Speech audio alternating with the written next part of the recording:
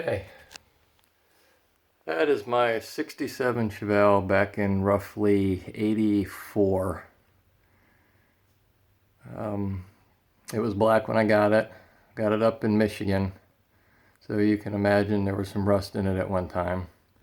Found that Super Sport hood in a junkyard, but it was rusted out in the front. So I took two hoods and made one. I spliced the whole front of it. This is my Chevelle currently. Was painted one time already, or this would be the second time, because there was some rust coming through. Fixed it again. You know, you fix one spot and it pops up 3 inches away from it. That was in '95, runner-up Super Chevy Show. And in a minute, we're going to go out into the garage and I'm going to show you what it looks like now. Be right back. Okay, we're going into the shop, or as we call it, the man cave. It's my 03 Dodge 3/4 ton 4-wheel drive. And here's my shop. And there she is. It's been sitting there for a little while. I finally started tearing into it again. I've done that fender already, which I had to cut metal out down on the bottom, as well as up here, the bracket on the other side. They typically like to catch debris behind it and rust it out. So I took that bracket out, sandblasted it, prepped it, put it back in, patched it. This has already been skimmed with body filler, obviously. This is what we call Rusty Fender. Excellent product. It's like, if you've done a lot of body work, well, it's like a polyester type body filler. It's epoxy, but sticks to everything. It's like spraying a coat of mud, skim coat of mud on whatever you're doing. Block it down, and then you can put whatever, you know, if you're going to use urethane primer or whatever on top of that. Here's the other fender. This one wasn't quite as bad. I had to put a patch in here. Then down here, you can see it. I patched it. I ran a patch up here and down this way. The reason I did this, because the patches that you buy do not look like this. This was still good and solid. But to give you an idea of how rusted out this was in the back, I rebuilt this the second time that I painted it, but you can see the welding up and across. Redid that flange there. So that's, I put this is another epoxy primer on it. I sandblasted the whole thing and waiting for body filler. I can do my body filler over the top of that.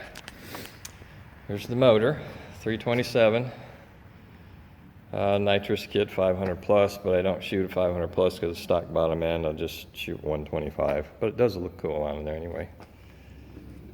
Typical stuff down here.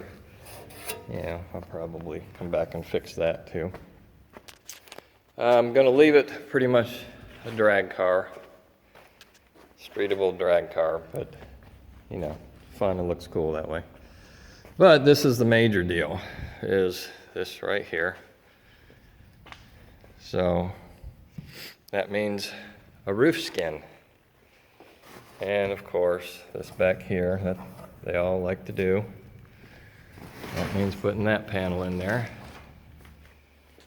The doors, I'm gonna be putting skins on them too. They don't look bad, you know, it's got the 30-foot look. But I know if I patch this here, it's gonna blister down here. So I'm just gonna put door skins on it. And the quarters, again, doesn't look too bad. but patch it here and here, and it's going to blister and go out all the way around. And I patched these the first time around.